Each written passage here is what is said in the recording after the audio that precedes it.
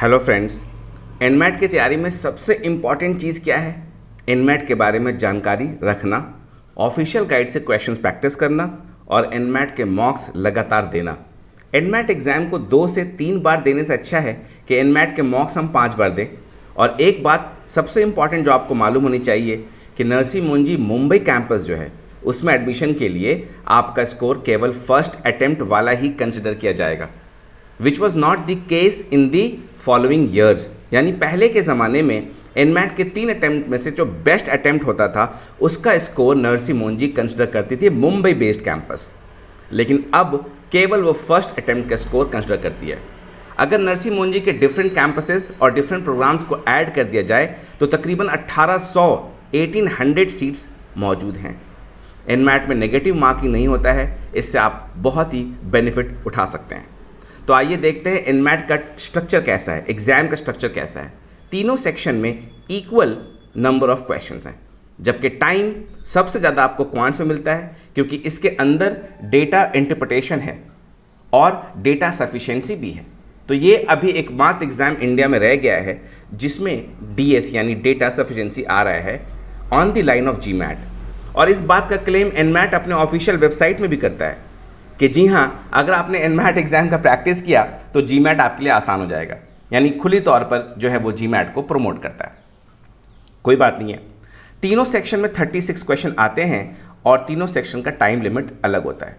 लेकिन सबसे मज़ेदार बात क्या है कि टेस्ट देने वाले दिन जब आप एग्ज़ाम देने जाएंगे उस वक्त इन 3 सेक्शन का आपसे ऑर्डर पूछा जाएगा। ऑर्डर बोले तो कौन सा सेक्शन पहले अपीयर हो, कौन सा सेक्शन बाद में अपीयर हो, ये जो है आप खुद डिसाइड कर सकते हैं। Unlike what happens in the CAT के वक्त में क्या होता है कि 3 जो सेक्शन होते हैं उसमें से सबसे पहले वर्बल सेक्शन, फिर एलआरडीआई और फिर क्वांट्स आता है, जबकि एनमैट के सेक्शंस में आप खुद डिसाइड कर सकते हैं, खुद चूज कर सकते हैं कि कौन सा सेक्शन कब आए।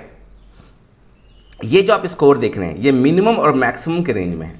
मिनिमम और मैक्सिमम का ये जो स्कोर है ये किस तरह से बनाया गया है, इसका स्कोरिंग पैटर्न भी कैट के स्कोरिंग पैटर्न से बिल्कुल अलग है या किसी भी एग्जाम के पैटर्न से बिल्कुल अलग है। यहाँ पर अगला क्वेश्चन, नेक्स्ट क्वेश्चन जो आता है वो प्रीवियस क्वेश्चन के आंसर पे डिपेंड करता है। यानी मान लीजिए कि शुरुआत के 10 क्वेश्चन आपने सही कर दिए किसी पर्टिकुलर सेक्शन में, तो लेवल ऑफ क्वेश्चन जो है वो धीरे धीरे इंक्रीज करता जाएगा। और मान लो आप सारे के सारे क्वेश्चन सही कर रहे हो तो आपका डिफिकल्टी लेवल बढ़ता जाएगा और आपका मैक्सिमम स्कोर आएगा उस सेक्शन में। इस तरह के एग्जाम को ही एडेप्टिव टेस्ट कहते हैं। लेकिन मान लो अगर शुरुआत के 4-5 क्वेश्चन में या 10 क्वेश्चन में आपने 2 या 3 गलत कर दिया और कंप्यूटर को ये बात पता चल गई कि आपने क्वेश्चन गलत किया है, तो उसके बाद के क्वेश्चन मॉडरेट लेवल के आ जाएंगे। आपने अगर गलती करना बरकरार रखा तो क्वेश्चन का लेवल और डाउन हो जाएगा, ईजी हो जाएगा, जबकि आपके नंबर ऑफ अटेम्प्ट्स बढ़ जाएंगे। तो शुरुआत में गलती करने से अच्छा है कि गलती लास्ट में किया जाए। ये सारी बातें हम किसी और वीडियो में बात करेंगे। यहाँ पे आप देख सकते हैं जो अलॉटेड टाइम है वो 2 घंटे का है, 120 मिनट यानी 2 घंटा। उसके बाद सेक्शन वाइज अगर आप टॉपिक को देखेंगे, इसके बारे में हम डिटेल में बात करने वाले हैं एक वीडियो में, लेकिन अगर आप सेक्शन वाइज टॉपिक को देखेंगे तो लैंग्वेज के अंदर कुछ चीज़ें जो आ रही हैं वो प्री डिटरमाइंड है।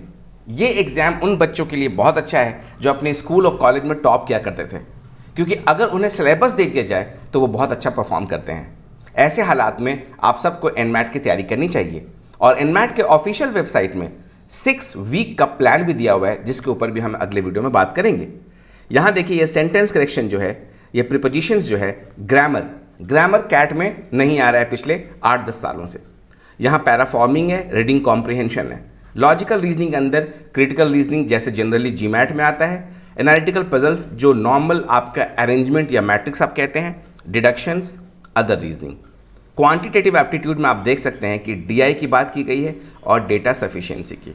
तो क्वेश्चन जो है यहाँ पर सेलेक्ट करने का आपको टाइम नहीं मिलेगा। बहुत सारी डिफरेंसेस हैं एनमैट और कैट के बीच में। यहाँ पर आपको क्वेश्चन सेलेक्ट करने का मौका नहीं मिलेगा। यानी जैसे कैट में हम लोग कहते हैं कि एक्यूरेसी इज़ द की, यहाँ हम लोग कहते हैं स्पीड इज़ द की। यहाँ पे आप ऐसा नहीं कर सकते कि मैं ये क्वेश्चन सॉल्व नहीं करूँगा, because then you can not jump to the next question. तो आपको हर एक क्वेश्चन अटेम्प्ट करना है, जल्दी अटेम्प्ट करना है ताकि आप पूरे क्वेश्चंस को देख पाएं। उसके लिए आपको प्रॉपर स्ट्रैटेजी और कम से कम 5 मॉक देने हैं बिफोर नवंबर।